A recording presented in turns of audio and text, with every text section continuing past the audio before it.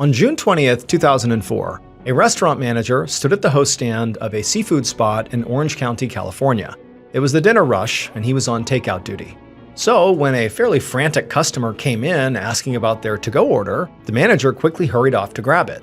He found the order, and he carried it back, and as he rang this customer up, he could tell this customer was in a huge hurry. They kept looking over their shoulder and tapping their fingers on the counter, and after everything was done, the customer basically took the food and literally ran out. Now, the manager definitely thought this customer was acting really strange. He had never seen anybody sprint out of the restaurant before. But quickly, he got distracted with another order and kind of forgot about the whole thing. That is, until a few days later when police showed up, asking the manager to tell them everything they could remember about that strange customer.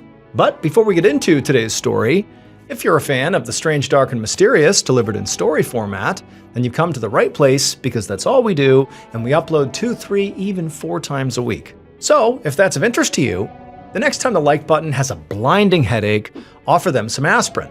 But don't tell them it's actually just a very strong laxative. Also, please subscribe to our channel and turn on all notifications so you don't miss any of our weekly uploads. Okay, let's get into today's story. 72-year-old Jane Thompson drove her car down a road through the city of Laguna Niguel, California. She was on her way home from a weekend trip to Los Angeles, which was about 50 miles north of Laguna Niguel. And because LA was so chaotic and full of activity and constant stimulation, Jane actually really appreciated this commute back home, this 50-mile drive. It was a time to be by herself and sort of decompress from being in the city. So Jane used to live in Los Angeles, where she had worked for decades in the film industry. But she had retired and moved to Laguna Niguel 7 years earlier. And this move had been like a total lifestyle change for Jane, because her career in LA had been fast-paced and exciting. She'd been an assistant to some really important people in Hollywood, and then also she was an award-winning producer, and then a decorator for various Hollywood celebrities. It was sort of very glamorous what she was doing. So even though Jane was generally a pretty quiet person who appreciated her alone time, like driving in the car right now, it still had actually been really hard to completely transition to the slow pace of life outside the glitz and glamour of Hollywood, especially because her girlfriend, Marion Reese, still lived in LA. Jane had known Marion for decades at this point. They'd started out as coworkers because Marion owned a production company and Jane had produced a lot of projects for her. Then at some point years ago, their relationship turned from a, working friendship into a full-blown romance, and they'd been involved ever since. And even though now they lived over an hour's drive apart, they still spent a lot of time together. Jane was actually going back to LA again on Friday because they had tickets to the opera, and then also Marion was going to be joining Jane on a cruise to Europe the following week. But for right now, Jane just kind of looked out her window as she drove by a cluster of houses. And she noticed outside one of those houses, she saw her friend, Mary Larkin, gardening in her front yard. Jane had known Mary for years, and she was really Jane's closest friend in town. They'd spent countless nights talking and drinking wine together, sometimes with Mary's other next-door neighbor, Karen, who had also become a close friend. So, naturally, Jane slowed down in her car, and she rolled down her window, and she called out to Mary to say hello, and to remind her that they were due for a wine night sometime soon, before she left for her cruise. And Mary, after hearing this, nodded enthusiastically and said she would for sure give Jane a call. After that, the two women said their goodbyes, and then Jane kept on driving. And a few minutes later, Jane saw her condo complex's entrance up ahead, and so she threw on her blinker and turned in. And pretty soon, she was surrounded by mostly identical units with orange-tiled roofs that were all packed really close together. But Jane loved her neighborhood. It was on this quiet hillside and less than 4 miles from the ocean, and she just felt completely comfortable there. It was the kind of place where people left their doors unlocked, and everybody seemed so warm and welcoming. And this meant a lot to Jane, because she didn't have any kids or living relatives. She was kind of on her own. So it was nice to feel like her neighbors were all looking out for her. As Jane pulled her car into the garage and got out, she looked across the street and saw her teenage neighbor, Sam Nelson, playing basketball in his driveway. Jane tried to get his attention and waved to him just to say hi, but when he looked over and saw her doing that, he kind of put his head down and quickly rushed inside his home. And Jane, she understood why. Clearly, he was embarrassed. So Sam was kind of a troubled kid. He had actually broken into Jane's house just this past Friday while she was out, and he took some of her jewelry. But he wasn't as clever as he thought he was, and Jane had quickly figured out it was him. So, before leaving for her recent LA trip, she'd confronted him about it and told him to never do it again. And he was obviously mortified. But she had also told Sam that, she was not going to call the police here. After all, Sam was 15 years old, and he had just made a really dumb mistake. And in Jane's mind, Sam was a part of her beloved community, and so even though he had done something bad to her, she still wanted to look out for him. Plus, really, he hadn't taken anything that was particularly valuable or anything she really cared about, so she felt like she was just giving him a second chance, and this was no big deal. Now, Sam was obviously very appreciative at the time after realizing he was, not going to get in any real trouble here. But it was also clear now that he really didn't want anything to do with Jane. I mean, he was just embarrassed at the sight of her waving to him. But, for Jane, she figured maybe that was just as well. And so, after seeing Sam disappear into his house, Jane just shrugged, turned around, and headed inside her own house. Jane spent the next few days doing things around town, volunteering at the library and taking walks with her weekly walking group. And before she knew it, it was almost time to head back to LA.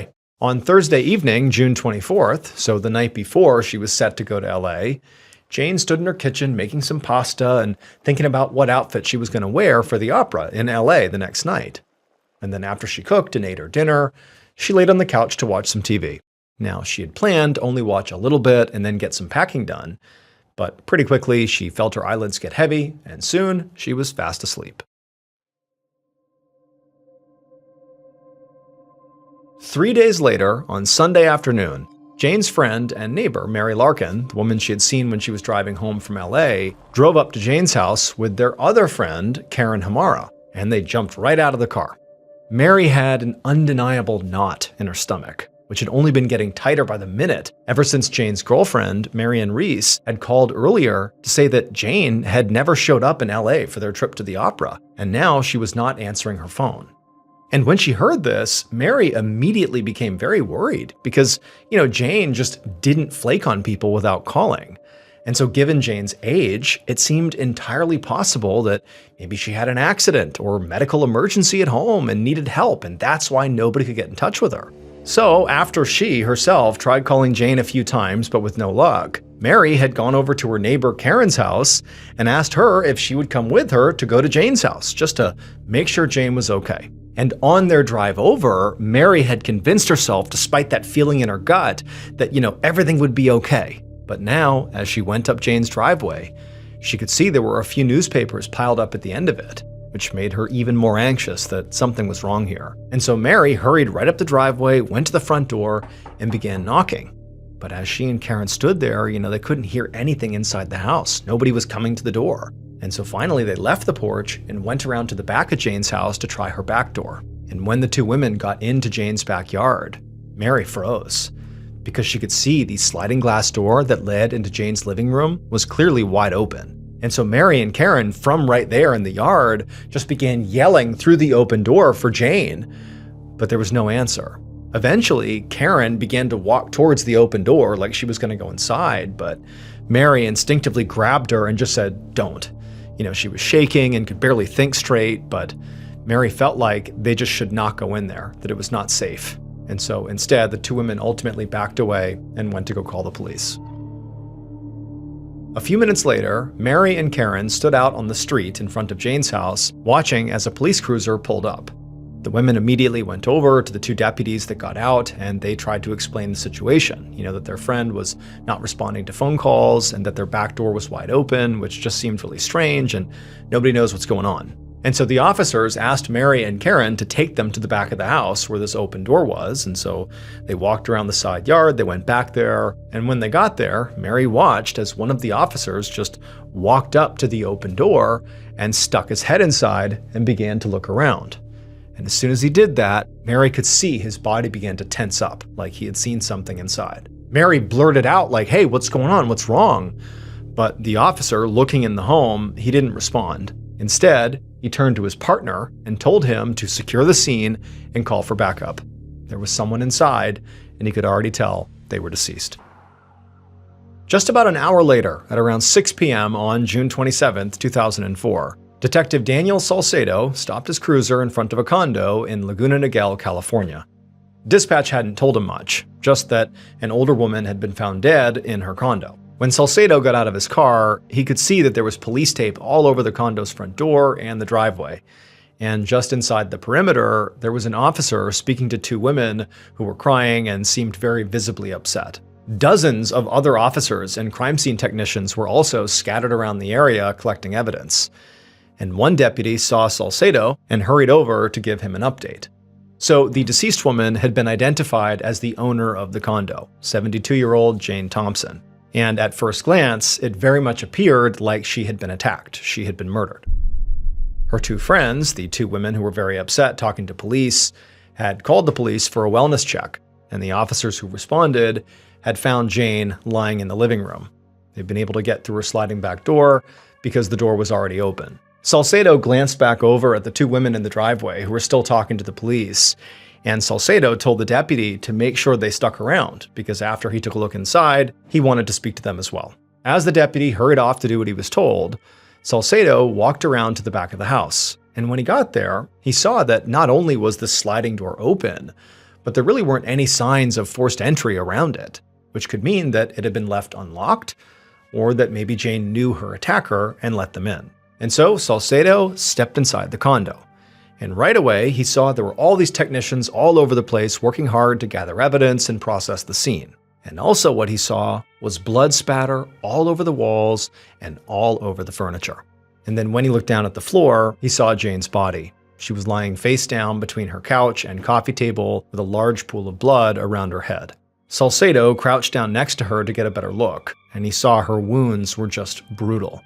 Her head had been so badly pulverized that Salcedo could not only see her skull, the actual bone, but he could actually see the breaks in her skull. Her skull was shattered. Now, Salcedo would have to wait for the autopsy to be sure, but to Salcedo, it was very clear that somebody must have beaten this woman with some kind of heavy object over and over and over again. A couple of minutes later, Salcedo stood back up. Based on the extent of Jane's wounds, it seemed pretty obvious to him that this was a frenzied, rage-filled attack, and that it likely had happened really quickly, or maybe, the attack happened in such a way that Jane was completely caught off guard. Because aside from the awful trauma to Jane's head, Jane didn't appear to have really any other wounds. So it didn't seem like she tried to fight back or defend herself. And aside from the blood spatter, the room around her didn't show any signs of a struggle. It's like she just got destroyed right here and blood went everywhere. Salcedo left Jane's body and searched the rest of her condo. He went in her bedroom, searched her closets, went in the office, went in her kitchen, but there were no signs of anybody ransacking the condo. There was no obvious theft that had taken place, at least at first glance. There were expensive electronics that were still out and not claimed. So to Salcedo, at least right now, he was pretty sure this was not a robbery gone wrong. As he wrapped up his initial walkthrough of the condo, an officer called Salcedo back into the kitchen. And when Salcedo went over, he saw the officer was standing by the landline's answering machine. The officer told Salcedo there were a bunch of new messages on there, and they started the morning of Friday, June 25th. Now, Salcedo was very excited to hear that, because that gave them something of a timeline to work off of. Because if Jane had stopped answering her phone by, Friday morning, then that means she could have died maybe overnight on that Thursday the 24th, or maybe even in the morning before that first message came through on the 25th. At least that would be the latest she could have died based on the message. So Salcedo told the officer to be sure to log the tape into evidence. Then Salcedo went back to the living room where Jane's body was and all the texts were, and he just stood there with his arms crossed, thinking about, what's he going to do next? Considering the attack had all the signs of being highly emotional, Salcedo felt confident that Jane's killer was someone who knew her and was deeply angry with her. So the first people he wanted to speak to were those that Jane was closest to, like family, friends, or maybe even romantic partners. Jane appeared to live alone, so he hoped other people in the neighborhood, or maybe those two women who called the police, could tell him more about Jane's personal life, her relationships, and give him a place to start. So Salcedo grabbed a few officers, and they headed outside to begin asking some questions. When he got outside, Salcedo could see there was now an audience of people, a crowd of, who Salcedo assumed were residents of this complex that were gathered at the edge of the police perimeter. And Salcedo understood why. Brutal homicides like this one rarely happened in this area, if ever. There was probably going to be a lot of panic and rumors in this community because of it. And based on the literal layout of this complex, the fact that all these condos are basically on top of each other, he knew that, those rumors would likely spread really quickly. But also, the fact these condos were tightly packed together gave Salcedo an advantage. Very likely because people are living on top of each other, somebody might have heard or seen something that could help break this case wide open. Just then, another police cruiser pulled up in front of the house, and a detective named Brian Sutton stepped out of the car. And when Salcedo saw who it was, he immediately felt relieved. Salcedo worked extremely well with Detective Sutton, and interviews were sort of like their specialty. As a duo, they had an instinct for asking the right questions that got people talking. So Salcedo hurried over to Sutton and quickly told him everything he'd learned so far.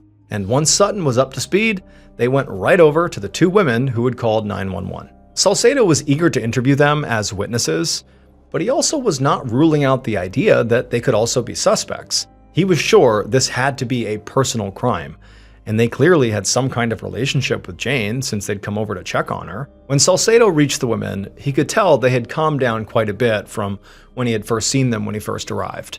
And the women, they were composed enough to tell him their names, Mary and Karen. They then explained that they were good friends with Jane and they'd come over to check on her.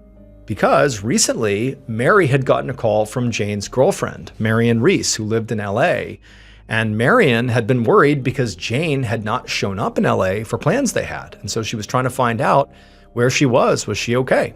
And so Mary and Karen had gone to see if she was okay. This made Salcedo immediately perk up, and he asked Mary for Marion's information. As he jotted down Marion's phone number, Sutton asked the two women where they were on the night of the 24th or early morning of the 25th. So that was 2 nights ago and then also yesterday morning. And both of them said they had alibis. Now, the detectives would have to confirm their alibis because anybody can make up an alibi. But for right now, Salcedo was comfortable ruling Mary and Karen out as suspects. They both seemed genuinely stunned by Jane's murder. And while it did seem like they were good friends with Jane, he wasn't sure they had the kind of intense closeness that might have led to such a vicious attack. So he told the two women they could go home. And then Salcedo nodded to Sutton, and the two of them left the women and headed towards the crowd of neighbors to ask some more questions.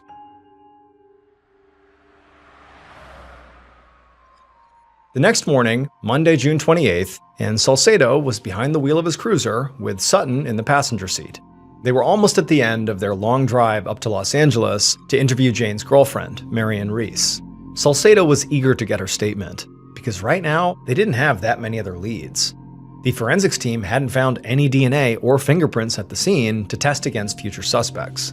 And the canvas of Jane's condo complex the night before really hadn't yielded much either. They'd learned that no one had seen Jane since Thursday, which backed up the timeline they'd already gotten from the answering machine. But none of the neighbors heard or saw anything strange on that Thursday night. And according to her neighbors, Jane did not have any obvious tension with anybody in the community. She generally kept to herself, but was really well liked by everyone who met her. But Salcedo, again, from what he had just seen at the crime scene, felt sure that someone out there had to have had a problem with Jane. He'd seen the autopsy that morning, and it confirmed that Jane, unsurprisingly, had died from the wounds to her head. But it also told him something else. She'd been hit more than a dozen times. It was complete overkill. And to Salcedo, it meant the killer had to have been driven by some kind of intense emotion, like rage or maybe greed, which was why they were now making this drive out to LA to speak with Marion, who Salcedo felt, based on her relationship to Jane, she was the strongest suspect they had, because romance can make you do crazy things. Also, Salcedo had done some digging into Jane's finances the night before, and he found out she had a life insurance policy worth $100,000. And Marion Reese was the sole beneficiary, which meant Marion definitely had something to gain financially at least from Jane's death. So as they pulled up to Marion's house, Salcedo was thinking, maybe we found our killer. A few minutes later, the detective sat on a couch in Marion Reese's living room. The home was on the small side, even by LA standards, but it was very tastefully decorated. Marion sat down across from them in an armchair, and when they looked at her, they could see her eyes were very red and puffy, like she'd been crying. She also had a glass of water in her hand that she kept lifting up like she was gonna take a sip, but then she would just place it back down again without taking a sip. It was like she didn't know what she was doing. Marion had clearly already heard about Jane's death, and to Salcedo, she really was showing every sign of genuinely being in shock. So he wanted to be very careful with his line of questions and make sure, he didn't overwhelm her. If she just shut down, he might not get the information that he really needed. So, after a minute, Salcedo began by just asking Marion how she knew Jane. And Marion, she took a deep breath, and then with a very shaky voice, she explained that they had known each other for almost 50 years. They used to work together. Jane had done a lot of producing for Marion's production company. As Marion went on to describe more about how they met each other and how it kind of transitioned from working together to, romance, Salcedo could sense that Marion was kind of calming down. And she was calming down to the point where he felt like now he could introduce the tough stuff. So he turned and he nodded to Sutton. And at that point, Sutton asked Marion if she knew that Jane had named her, Marion, as the sole beneficiary on her life insurance policy. And Marion immediately gasped, and she said she had no idea Jane had done that. But she also said it did sort of make sense. She said that Jane really didn't have any family, and in some ways, Marion was her family, or at least was her closest relationship. Now, Salcedo felt like Marion's reaction to this was very earnest, but he couldn't be sure. So he pressed her some more, and he asked her where she was last Thursday night when presumably, Jane was killed. But Marion just said she was with friends all night in LA, and she gave Salcedo all the phone numbers of these friends so he and his partner could confirm it. They talked for a while longer as Marion went over the details of how Jane missed their opera date on Friday and then stopped returning her calls, and it all lined up with what Jane's friend, Mary, had told them. So eventually, Salcedo and Sutton stood up to leave.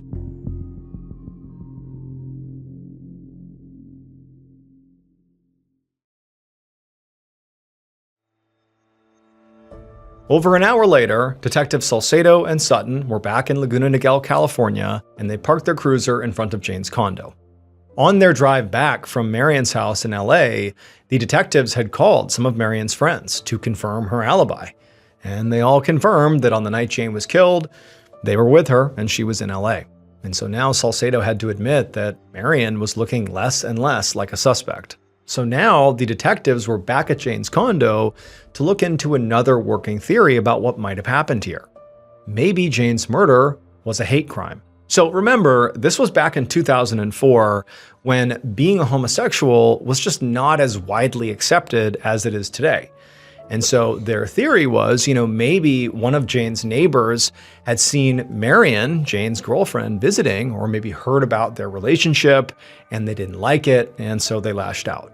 And then also strengthening the idea that, one of the neighbors could have done this was the fact that it was sort of common knowledge in this neighborhood that most people left their doors unlocked. And so it sort of strengthened the idea that maybe a neighbor did this, maybe because of their hate towards Jane and her way of life.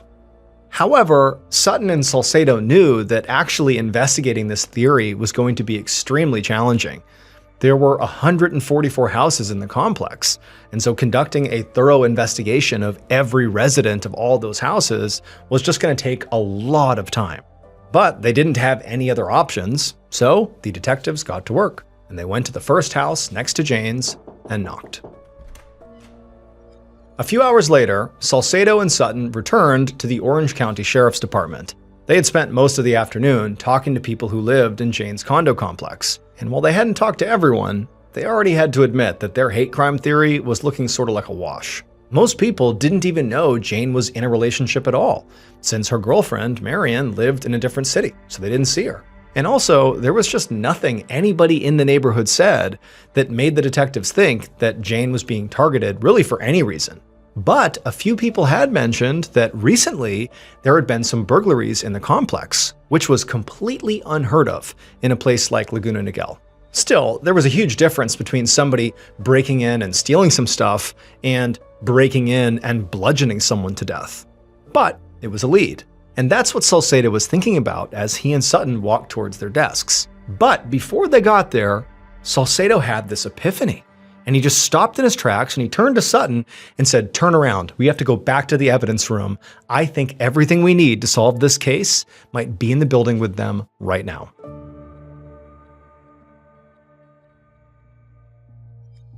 The following day, Salcedo and Sutton pulled up in front of a restaurant called the Beach House. The previous afternoon, Salcedo had suggested that he and Sutton go back to the evidence room and listen to Jane's answering machine tapes. Now, to be clear, they had already listened to the tapes before, but none of the messages had seemed particularly important. But now, based on what they'd learned over the course of their investigation, they realized that those messages actually told them a lot. And so Salcedo and Sutton had spent hours re-listening to the tapes and gathering even more evidence to confirm what was on it.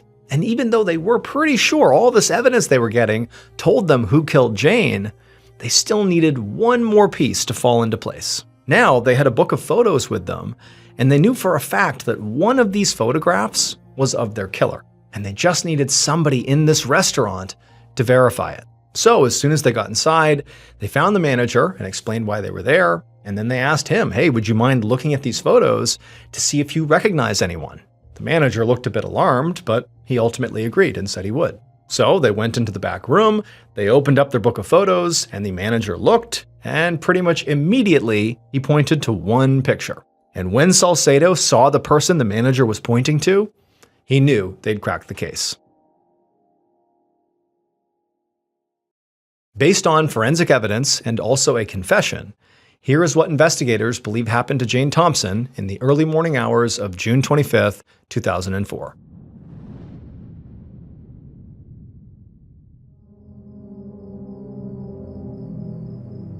The killer, clad in dark clothes and gloves, and also holding a hammer, stood in the darkness right outside of Jane's back sliding glass doors. Now, the killer had already been to Jane's house a few times that night, but each time they had come earlier, they had ultimately chickened out and left, because when they would get there, they would look in the back door and they would see Jane asleep on the couch in front of the TV. But that was a problem. They needed Jane to leave the room and go to her bedroom to go sleep in there. But she wasn't doing that. But this time, as they stood outside the glass doors, they knew they had to go in there, or they would never get what they wanted from Jane, even if she was right there on the couch. So the killer took a deep breath and then reached forward and tried to open the back door. And it slid right open, just as they expected. It was unlocked. Once it was open, the killer very carefully, very quietly, stepped inside and made their way over to the couch where Jane was. They wanted to check to make sure Jane was still asleep. But as the killer is hovering over Jane, looking down at her, she's on her back on the couch, the killer practically fainted when Jane opened her eyes and looked right at them. And the killer was so surprised and so scared that they instinctively lifted up their hammer and brought it down on Jane's head.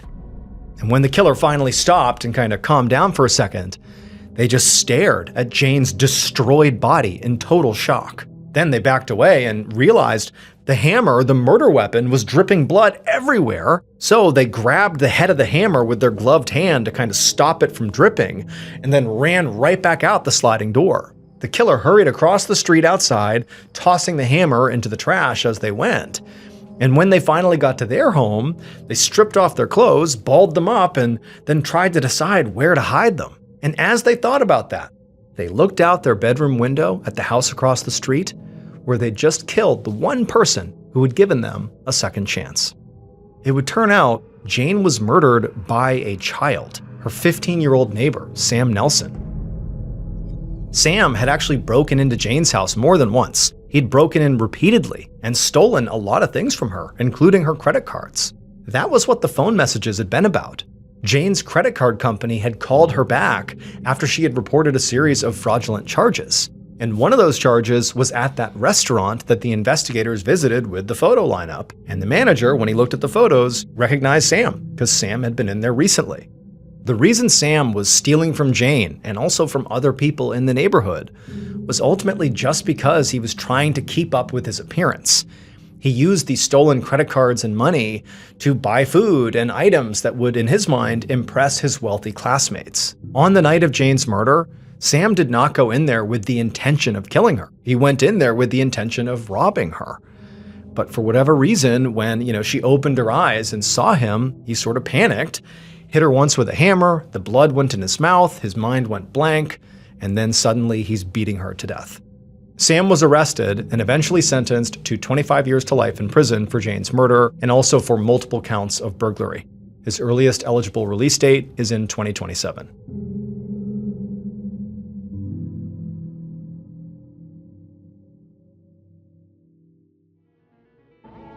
Thank you so much for watching. Let me know what you thought of today's episode in the comments. And remember, we have a whole playlist of true crime episodes ready for you to binge right now. So click here and give them a watch. All right, until next time, see ya.